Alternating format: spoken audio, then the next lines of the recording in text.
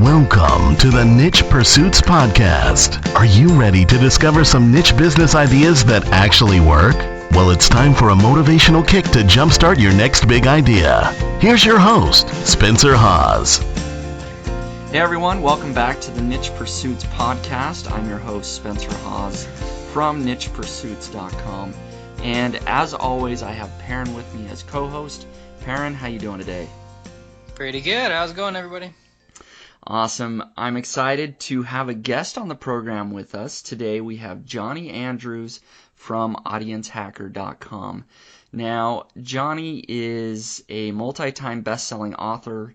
He's a publishing expert, entrepreneur, speaker, and business strategies consultant. And according to his bio, ever since he discovered how to hack the publishing industry, he's been known as the go-to guy for author entrepreneurs when it comes to launching a successful business or book by leveraging the power of audience and Amazon. And so we're going to dive into that. But first of all, Jonny, welcome to the show. Well, thank you for having me. How be things? Everything is great, and everything after this hour is going to be so much better because we're going to learn from you. Absolutely, because I'm going to infuse it with wonder and gold, and everyone's just going to walk away with that starry-eyed expression on their face, like, who was this guy, and what just happened to my face? Awesome. That's what I'm looking for. That's what we need here. Absolutely. So, before we go into, your success that you're currently having on Amazon and the books that you've launched and help others launch, I do want to get a little bit of your background. What were you doing before you ever started publishing books on Amazon? Well, I'll give you the bird's eye sort of overview really quick because it's sort of a fun journey, much like a 7-year roller coaster that never actually gets out of the dive would be, considered, as I make the quotes in the air, fun. Right. So back in the days of yore, immediately prior to the interwebs, I was trying to bust my hump and make it in real estate investment. And what was interesting about that time is I had cut the cord, let's call it. I had moved I'd moved away from a relationship and a house and all this other stuff. And I was literally homeless. I was living in my office. It was this probably about the size of your desk. It was pretty awesome. Sleeping in this wicker chair. I was hanging my shirts in the back of this silver 2001 Honda Civic. So it was pretty awesome. Nice. And the best part about it was right across from a gym. And so I'd gotten a membership there because if I wanted to ever bathe and not smell like your foot, then I had to go in there. I figured, okay, while I'm here, I might as well work out so I can earn myself a shower. And so it was great. So I was actually, mitigating the stress of not being able to sleep and or have a place to really, relax and de-stress with physical activity. It was great. So basically, long story short, what ended up happening was right on the eve of I was trying to do some of that Carlton Sheets, no money down kind of real estate buying stuff. Right.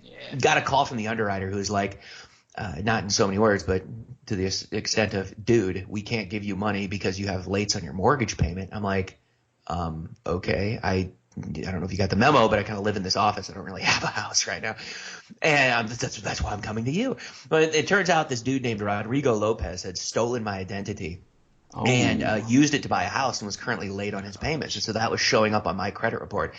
Now, I like to say I dug the hole, but Rodrigo absolutely pushed me in because I was living off of credit cards. It was ridiculous. I had all the available funds possible. I was taking cash advances. I was just way over leveraged. And I was trying to make this stuff happen and literally got wiped out overnight. So I had to overdraw my last bank account by $200 and go crash with my folks. Let's humiliation 101, hail the triumphant return of the entrepreneur kind of thing. And so over the next, that was actually in the middle of Christmas, which was pretty cool. So in terms of awesome timing, I can think of very few other things except Rodrigo's appropriately timed mortgage lates. That was amazing timing. Right. But it actually ended up being the best thing that happened to me because it forced me to become really resourceful. Because I couldn't get a bank account because I'd overdrawn mine. And there's this thing called credit reporting, but it's check systems. So I couldn't get a bank account. Yep. I couldn't get a job, but because I was only qualified for stuff in the financial sector. And that was hilarious because they look at your credit and they're like, really? You're going to manage someone else's money with this train wreck? And I'm like, yeah, okay. I couldn't argue with them. So I'm all right, fine. And it was just nuts. So long story short, I literally had to learn how to do this stuff. And if I wanted to eat, I had to sell stuff in the Warrior Forum. So I had to learn internet marketing. And it was funny because I actually had between the identity theft and finally becoming successful online, I had another massive failure in business. But that failure taught me how to do search engine optimization, because we literally ran out of money, while I was cold calling these auto repair shops. It was insane. And so if I wanted to eat, I had to sell stuff in the Warrior Forum. And I was doing search engine optimization info products. And then I could get it on a little PayPal debit card. And then I, elevated myself from PayPal. I went to ClickBank, and I had to cash those checks at a local currency exchange. And it got to the point where, and I just kept leveraging and leveraging and leveraging and leveraging. And it got to the point where one day I walked into this currency exchange, and there's these really hardcore dudes standing behind me with these teardrop tattoos, tattooed on their faces. And I slide the guy, it was literally a $14,000 ClickBank check. He picks up the phone. So, this dude's behind bulletproof glass. And he had to call up the franchise owner of the place. He's like, hey, it's that guy again. They're like, clear it. And so he literally just shoved me these little, I don't even know what they're called, banknotes for $1,000. I got 14 of them. And then a couple weeks later, I was getting ready to go work out downstairs, and I took my socks out of this drawer, and I had this envelope filled with $64,000 in it. And I was like, okay, it's time to get my freaking act together. Because literally, I was like, I didn't have a bank account. I was just sitting there kind of la-di-da, I'm going to make money on the interwebs. And I hadn't even paid attention because I was so focused, because I was living still like I was starving. And I think that was a huge thing. So I ended up building a 7-figure business out of that. That didn't happen actually until I got a bank account, by the way, just for all of you people at home. So it was fun.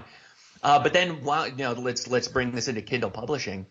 Here's the fun thing was my business was based around literally traveling around the world, meeting fun people and getting them to mail and stuff like that. So I like to equate it to, I was sort of like a drunken howler monkey on a broken tilt-a-whirl, because that's all it was. Let's go hang out in bars and do crazy things and go speak at conferences. And I was gone all the time. And then I ended up meeting my wife coming back from one of these trips, and shortly after we got married, we had, I like to call her El Chaboob, but the little baby. And I sort of looked at my life and I was like, oh my God, I can't do this anymore. I literally turned off a 7-figure business in info product marketing and had this little existential crisis of what am I going to do next? Oh my word. And if I could quickly interject, do it. Can you give us a time frame as far as, when were you sort of running the internet marketing business? The internet marketing business was pretty much my only gig. Let's call it 2006, give or take a couple of months. Okay. But 2006 was when I first started. You want a really 2-second fun anecdote? I did my first product launch ever from a hospital waiting room on a PlayStation Portable, because the girl I was dating at the time had to go in for emergency surgery on the day of my launch. You want to talk about typing up JV emails to get them to mail for you with a square, a triangle, a circle, and a whatever thing that it Nice. was ridiculous. But yeah, that was a good time. Good times were had by all. So that was 2006. I think 2008. At the end of 2008 was when I had I think that was my first total sales was 1.2 or something like that. And then after that, it was kind of just, whatever. It was when you hit a certain kind of level like that, I finally hired some assistants and expanded my business, and it was fun. But yeah, 8, 9, 10. Got married in 2010. 2011 is when I was like, oh man, I can't do this anymore, and so shut it off and just literally went back to my roots, because I'd loved writing since I was but a wee ute. And I was like, I love the publishing industry. I'm just going to go do that. And I spent all of this time learning how these ecosystems work and whatnot. And so I put out my first book. It was called How to Finally Live Debt-Free and Wealthy. And it was a personal finance book. And I ended up using the internet marketing tactics I had learned from the previous years. Outsold Dave Ramsey, Susie Orman, Robert Kiyosaki.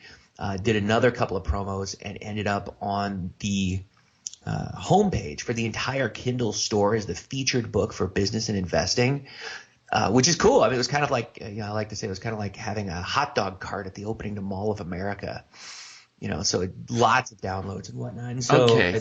So let's dive into that just for a second. So you've got a successful internet marketing business, and that's a whole other story, I guess, that we could go into. But for various reasons, you have a family, you're looking to do some things differently with your business. You move over to publishing on Amazon, the Kindle platform, and your very first book out of the box, very first try, is No. this. Let me clarify this one for you. Okay.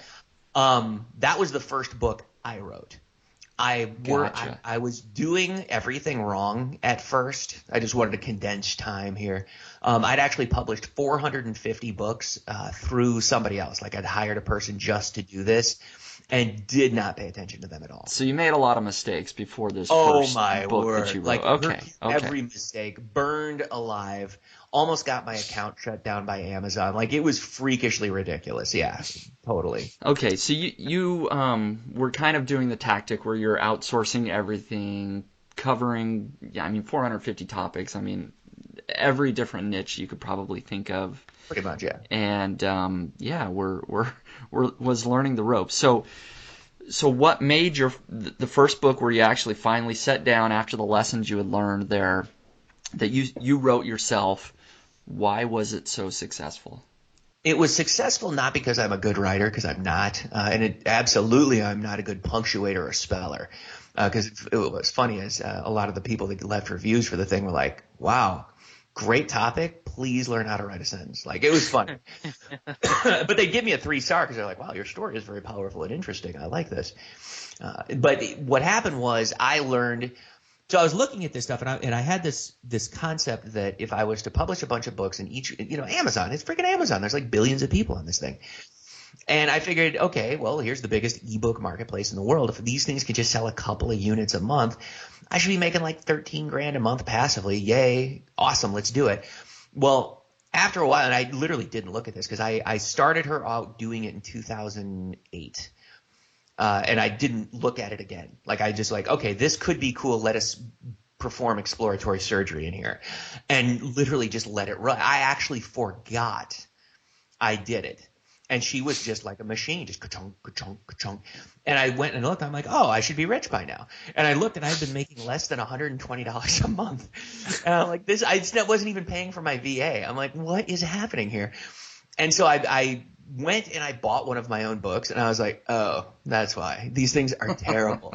It was like it just private label rights, master resale. Like never do that. Everybody listening at home, please don't be like me. Don't do that. Had I even engaged 5 brain cells, it probably would have occurred to me sooner that this was a terrible way to do things.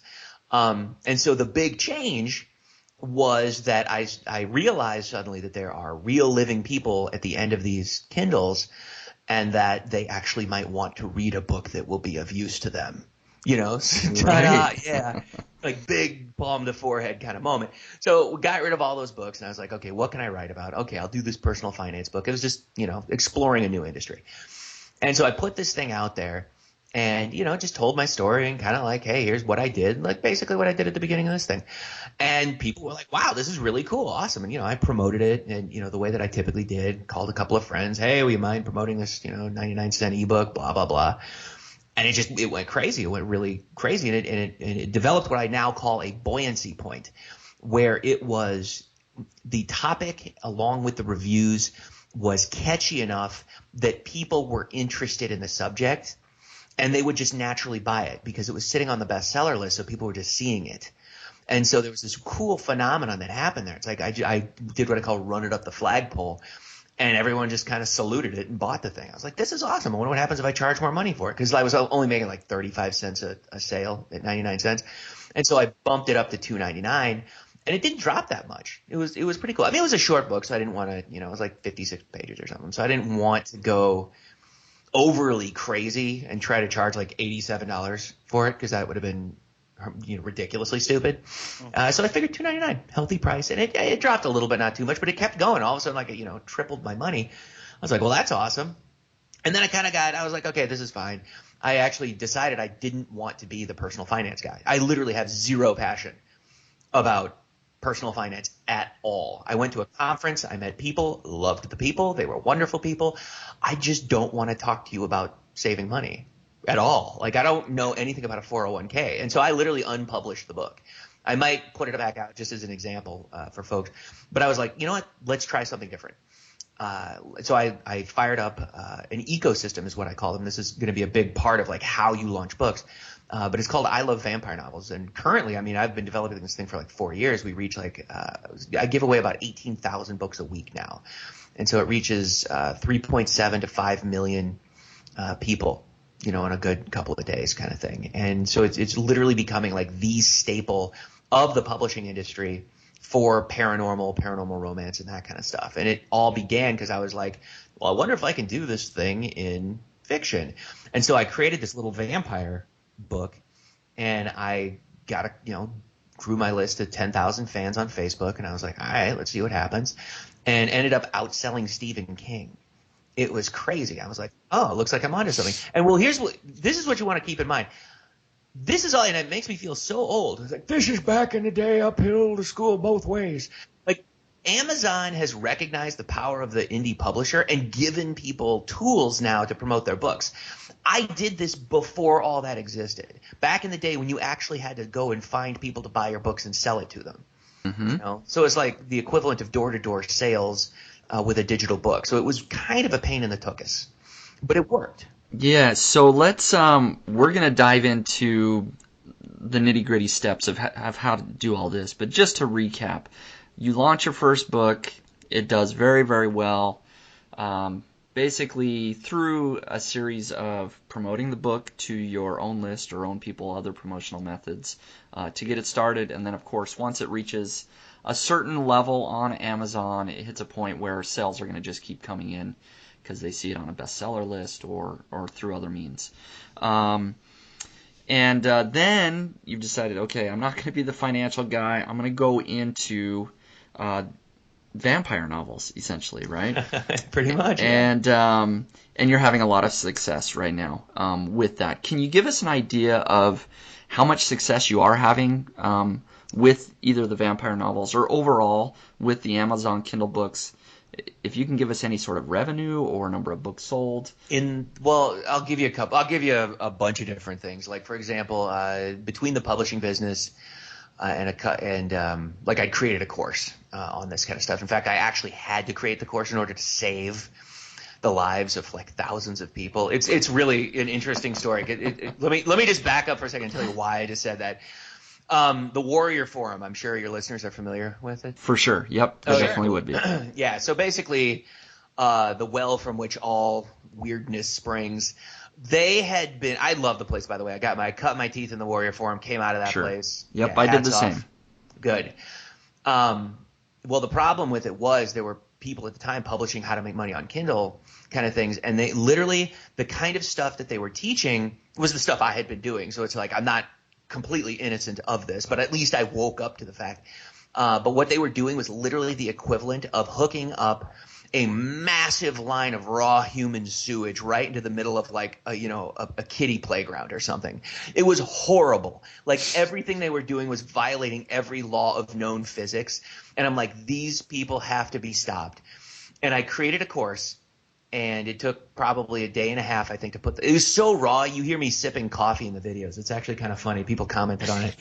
But I put this thing out, and it was the first round of this thing.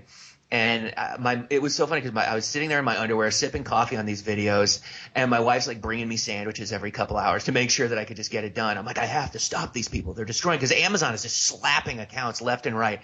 And I could just see these huge changes coming that were just going to poison the world for everybody. So I published this thing on how I was actually doing what I was doing with fewer, higher quality books.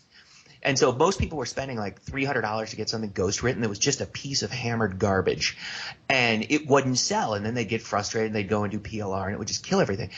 When I published this course on the Warrior Forum, I think I sold like 3,200 copies in like 5 days.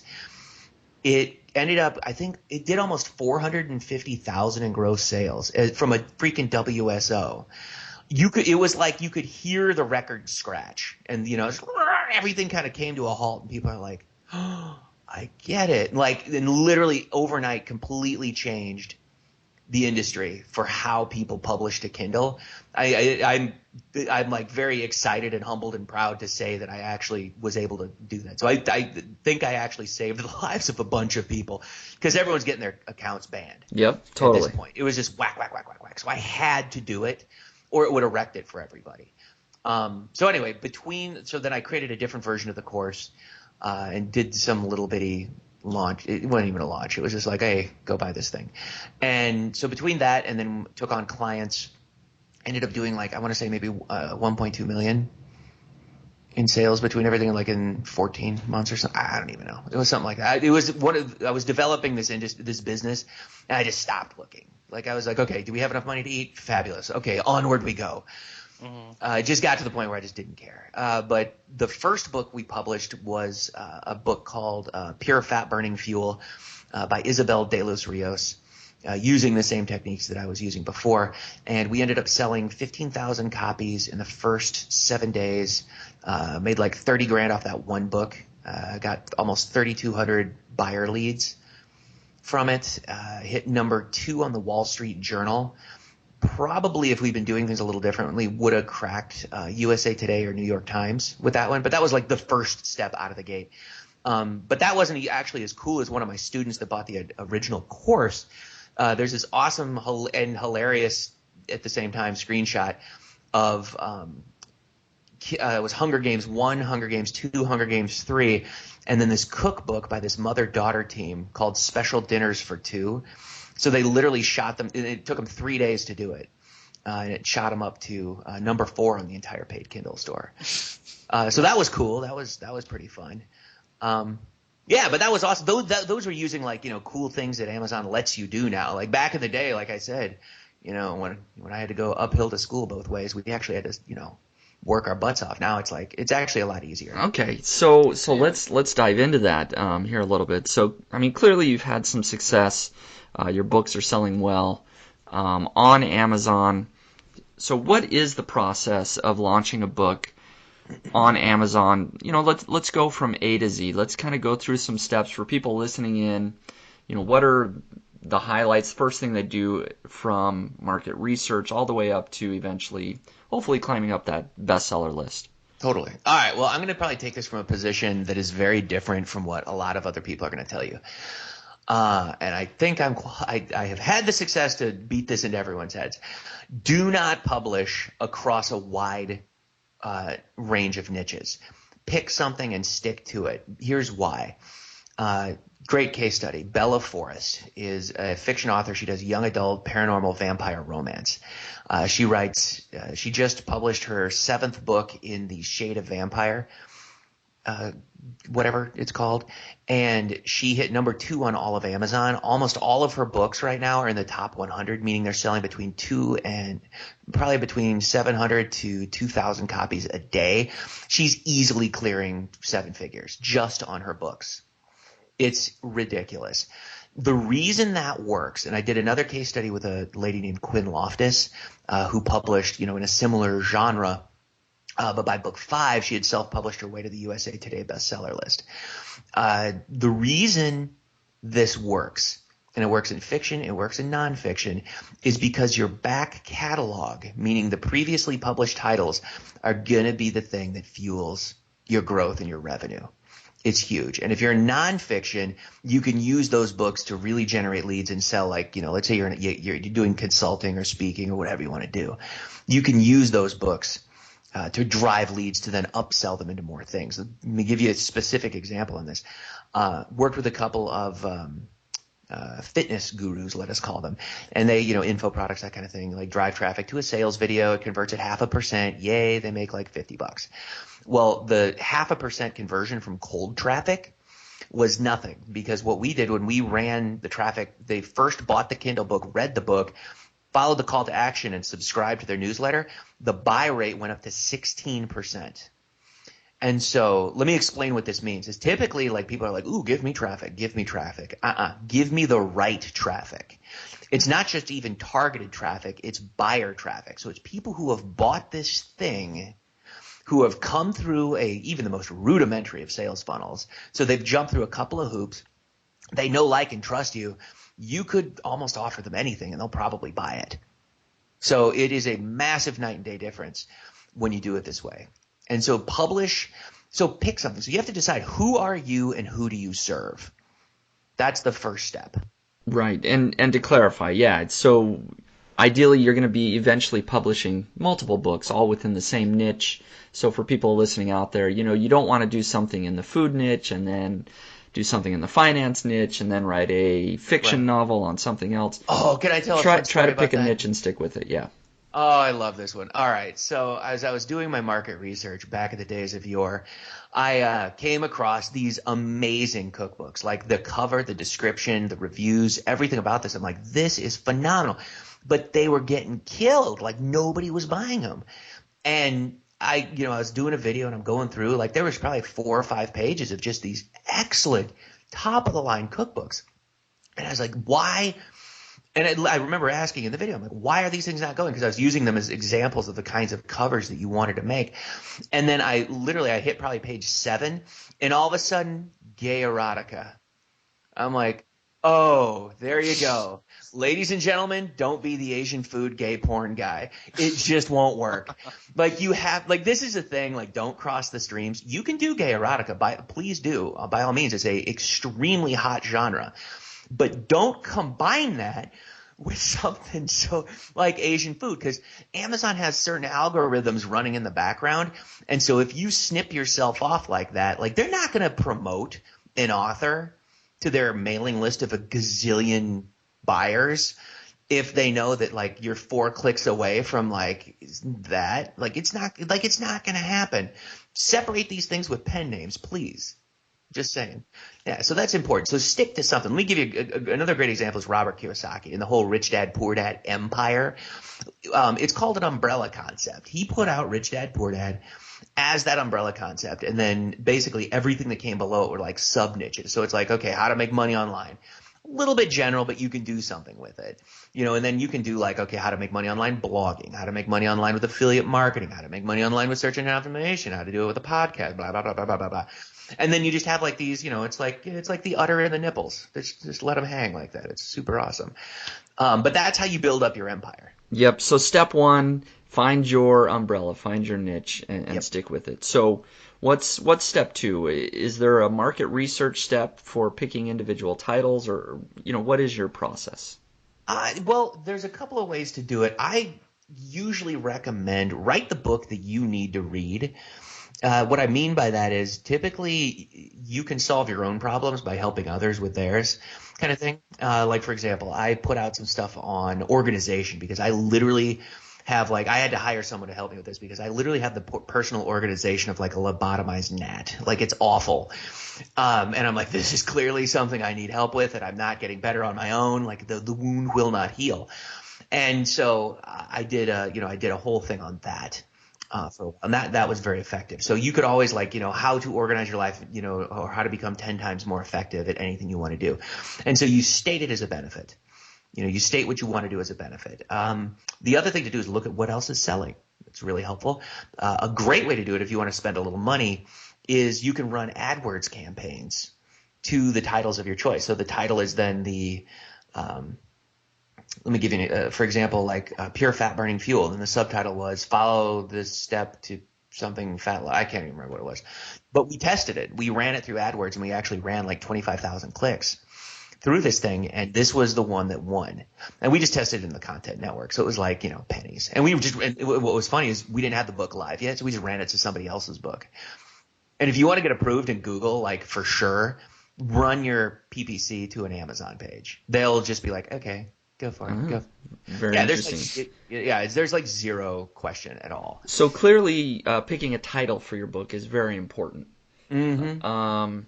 Any other than testing the title, are there any sort of general guidelines you can give us for what makes a great title? Not really. I mean, it's just how-to lists. Mm-hmm. Like, it's basically, think about like viral blog posts. Like, go and research what other people have written on how to write a good blog post title, for sure, headline or something. That, or like how to write a good tweet. Yep. The death of, the 15 ways to whatever, blah blah blah, kind of thing. How to do this, Yep, that makes sense. What about So you've got a topic, you've got a title, you picked your niche that you feel like you're going to stick with. Now you're actually going to sit down, put some pen to paper, if you will, and write the book. Um, some people are going to be able to write the book on their own. Other people maybe that have money to invest and don't have the time to want to outsource that. Is that okay? What do you recommend for actually sitting down and writing the book? This above all to thine own self be true. Let us quote some, I like to say it's Shakespeare. People have totally disagreed with me, but that's fine. You need to do what you can do and don't try to fool yourself into doing something you can't. Like, I've had this conversation with a lot of people. Like, a lot of folks are like, oh, I'm going to write a book. No, you're not. You're probably not going to write your own book. It's fine. Go get a ghostwriter. If that's your thing, go get a ghostwriter. Podcasters, for example, notoriously bad, for getting all gung ho about writing a book. And then they find out that they hate typing. Guess what? You love talking. Why don't you just speak the book? I mean, the evolution of dictation software has been amazing, like off the charts kind of effective. And then just to have somebody edit it. But let me give you the formula that I use for creating books. And I like to give this to people because it really makes life simple. Because, okay, technique on actually, birthing this thing into reality, let's call it, varies from person to person. And I'm going to make a guess that your audience is basically 99.9% nonfiction, going to want to write a book in something like that. Probably. Best way to do it. Yeah. Best way that I've found to do this, is, and I would actually recommend going through this process, even if you're going to, ghostwrite it. You want to be intimately familiar with, if the book is about you, be intimately familiar with the subject matter, please. So important. All right. Step one, come up with what your umbrella concept is. What is the main thrust, if you will, of this book? And so you write that down. Now, what you want to do is take that and say, okay, what are the 10 to 12 talking points? And those are going to be the main chapters. Like, how does someone get there? Like, create almost a 12-step or a 10-step process. Then what you do is below each one of those, you come up with 3 to 5 subtopics. And so this is an outline technique I call facts and feelings. And the reason I add in the feelings is most times people stop right there. They're like, okay, cool, I have my outline. I can write a book. It sounds so professorial. It's just like, it's so freaking boring.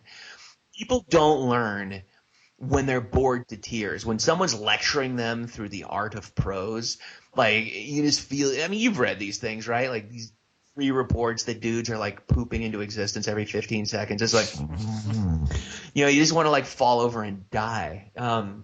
So what you have to do is create something of a mood burrito.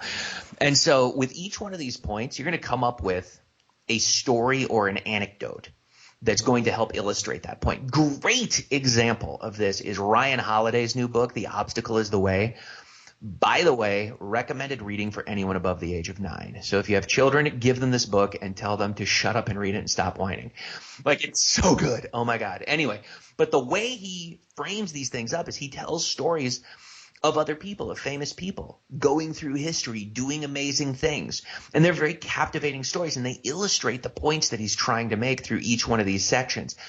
Do that. Please. If you read, what is it, Stephen Covey's 7 Habits of Highly Deadly People or Effective People or something like that, he does the same thing, and he tells stories. These stories don't always need to be from your life. The introduction should be.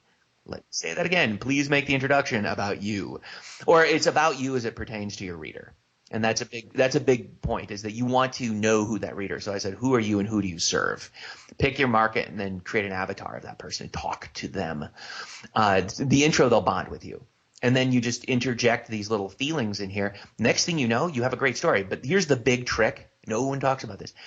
Do not edit this. Just do it. Every day, write one tiny section.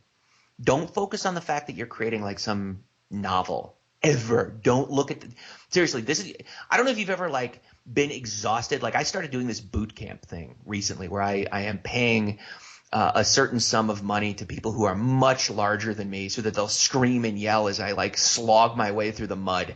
I do this every day because I must be an idiot. But this is kind of the same thing. It's this is a process. If you think, and they'll have me going 50 different rounds of this. And I'm just oh my God, literally my legs have become jello. I'm sweating blood.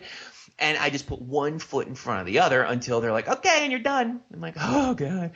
But that's kind of you don't want to focus on the outcome. Like if I would look up and see that I had another 8 miles to go, I would probably just fall over and die right there. But because I'm like looking down and just avoiding obstacles, it makes the journey that much more doable. So don't think about the outcome. Just take those little bitty actions, and literally within 30 days, if you just work like 10 minutes a day on this, you're done.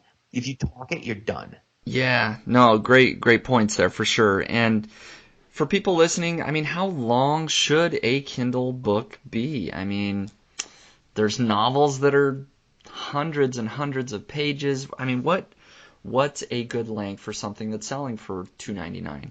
Well, I think George R. R. Martin really set the bar.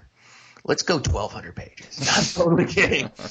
Yeah, if we could just emulate the Bible and or War and Peace, or just do that, like great. every word you can think of, just hurl it into existence on the page.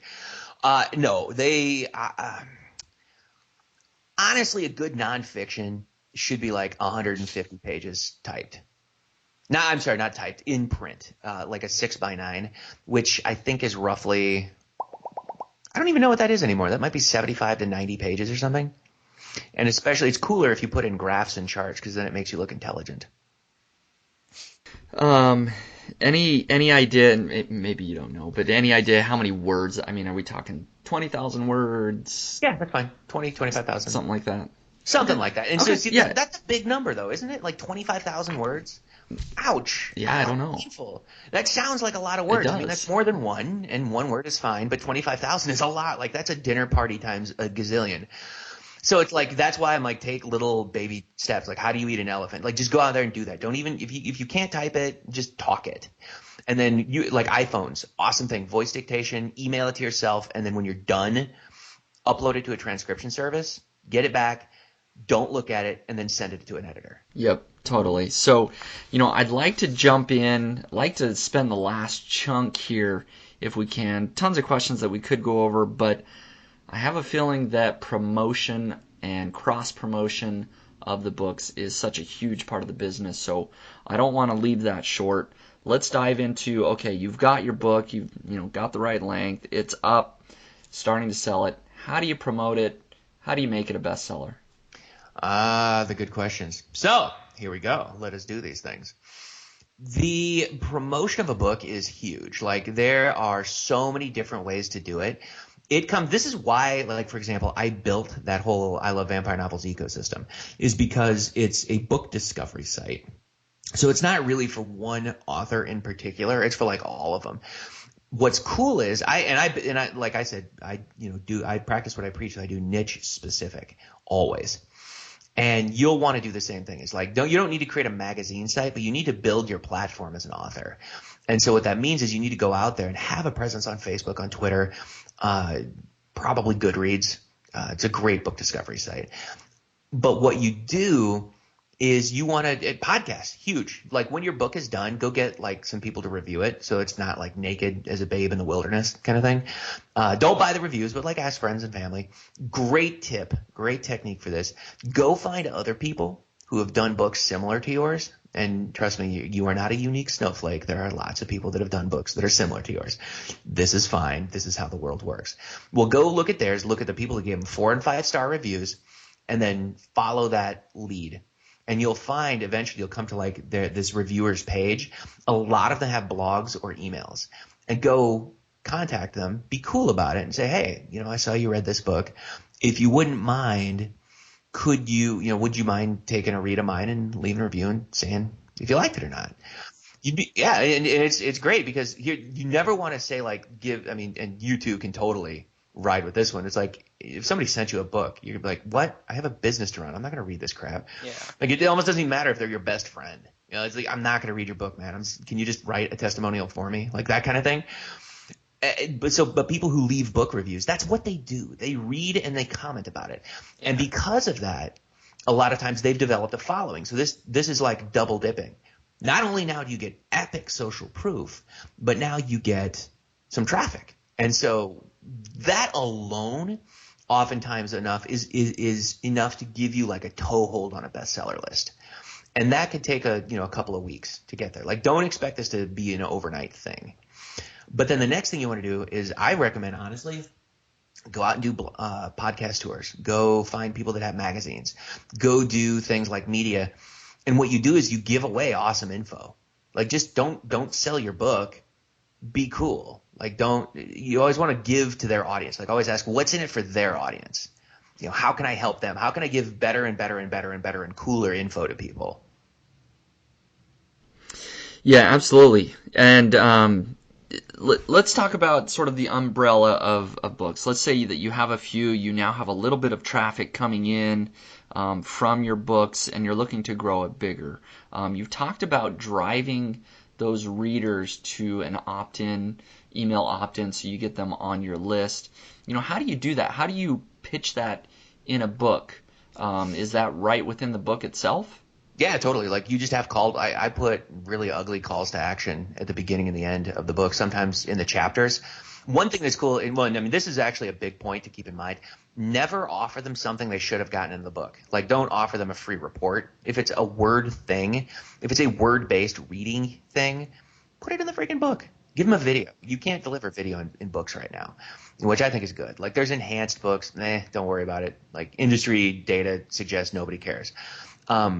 So you drive them to that kind of thing. It's like, hey, free video shows you how to save your life, eating peas or whatever weirdness you want to sell, that kind of thing. So send them there, and then just, periodically, like, embed little calls to action. It's like, hey, you can get you can get my video case study of this thing here, or, whatever you're doing. Mm-hmm. Yep, absolutely. So, is it as easy as that? Is there anything else? So well, let's take a step back. And imagine, because actually Perrin and I are going to be doing this. We're going to be going and building a larger authority website, and we're going to be driving traffic to that through different means, of course, SEO and social media and everything like that.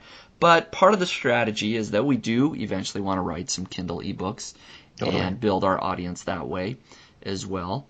How does that ecosystem work together with website, Kindle ebooks, your email list? Is it just as simple as when you have a new book, just email your list? Yep. No, I'm just kidding. That's something that needs to happen. Obviously do that. The other thing you want to do is have a publishing schedule. Like, here's what's going to happen. The first book, let's not mince words about this. If it's your first thing, it's literally going to be like having a kid. Like, it's going to take a little while. It doesn't matter how easy I make it. You're going to, like, think too much about it. You're gonna hurt yourself a little bit getting it out. And it's funny because a buddy of mine literally did this. He spent, I want to say, 9 years that I've known him writing this massive science fiction epic. Like, it's like Pink Floyd's The Wall times 5,000. Like, it's crazy. And I'm like, dude, really? 10 years? And then, I'm not kidding you, 2 months later, he published another one that he literally just came up on the spot. Yeah, that's what it's like. And so what you need to do is get through that as fast as possible. And I don't want to say just get your first crappy book out of the way, but that's kind of what I'm going to say. Like, just get it done. Just be done with it. It might suck. Don't worry about it. Just be done with it.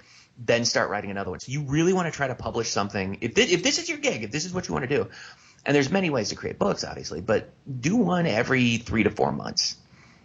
And they'll just start coming to you. You'll literally create a daily ritual around this that just changes everything. You can just write so quickly. It's super cool.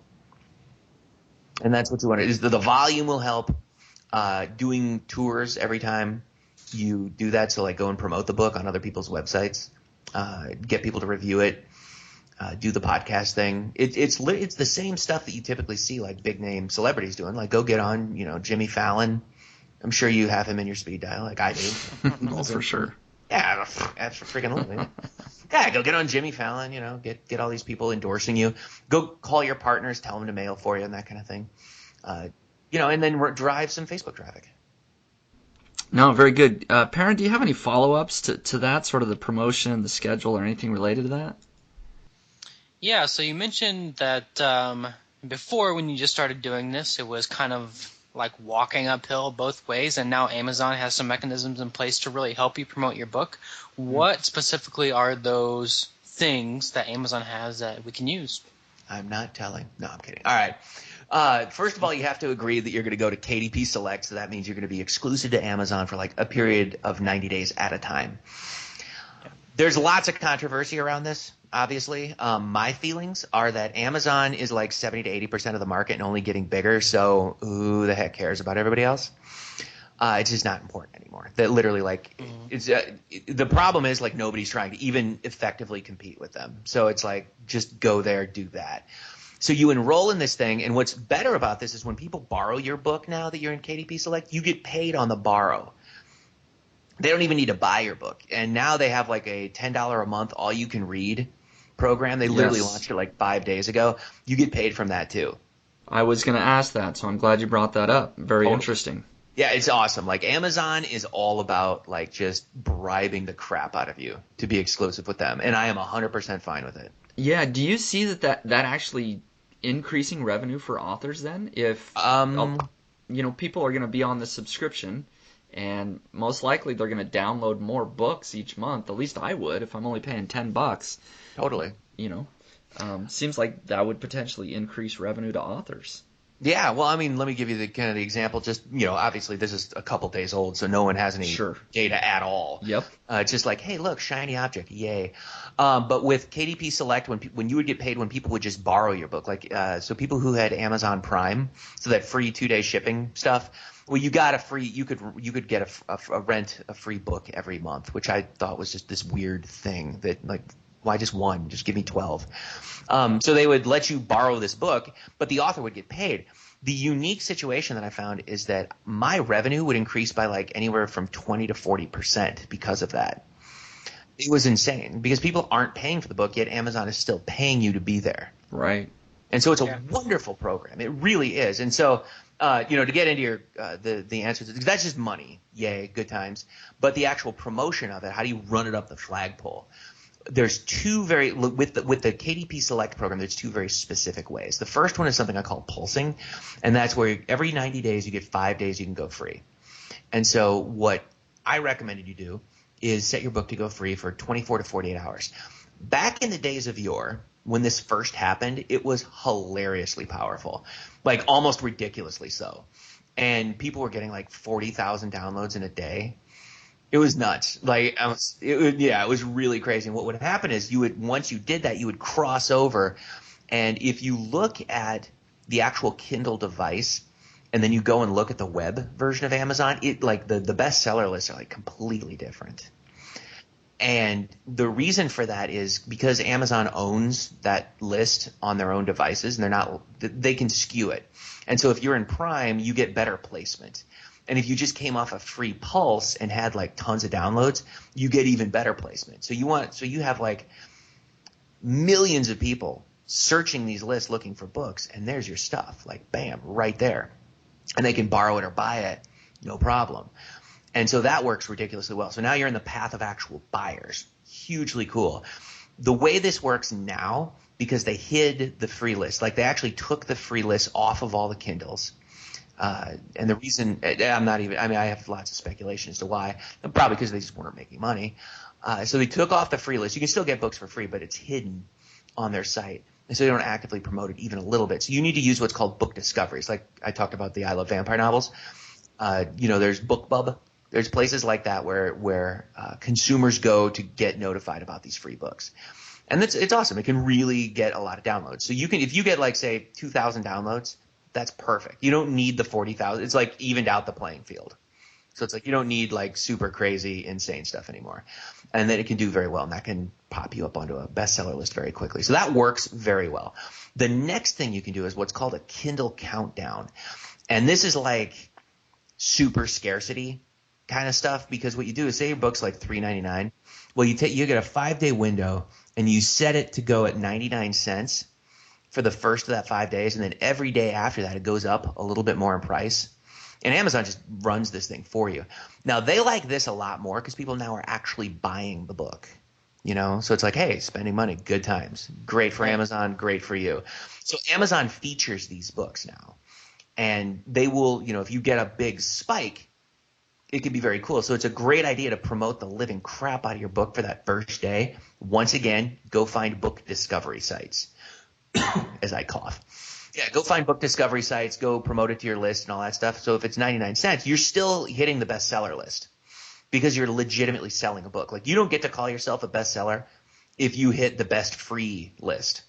Does that make sense? Like, Right. you're not selling the Totally. book, giving it away. Yep. Like, I am a best giving awayer author. Like, that just doesn't sound as sexy. So you definitely want to sell it. So this Kindle countdown thing is amazing. But you can use the Pulse a couple months before to give your book away, and you'll more than likely generate some organic reviews, which is cool. And then you use this Kindle countdown to really boost sales and visibility and stuff like that. Awesome. No, great tips there. Very cool. For sure.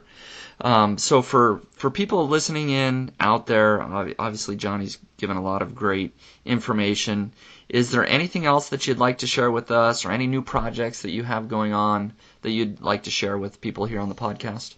In terms of projects, no. I love teaching this stuff. It's just super fun. But yeah, I've got the actual training webinar that I did on all this kind of stuff at Audience Hacker. So if you go there and sign up, it's super fun. You can check that out really quick. But it's how we sold, like I said, 15,000 books, $30,000 in 7 days. We were even contacted by the senior editor at Penguin about that. And what was really cool, we were at BEA, which is Book Expo of America. Amazon was there, obviously, KDP.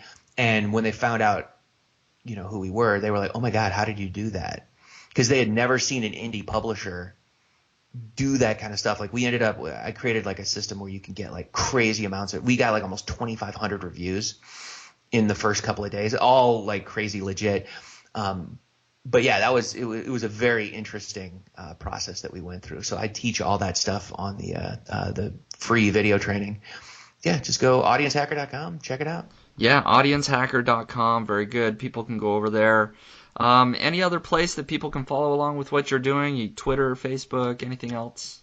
Pretty much everything I'm doing now is under the Audience Hacker moniker. So Facebook, Audience Hacker; Twitter, Audience Hacker; LinkedIn, Jonny Andrews. It's hilarious. So yeah, it's good times. No, very good. I appreciate you coming on the podcast. Perrin, did you have any other follow-ups last minute? No, I don't think so. We learned a lot.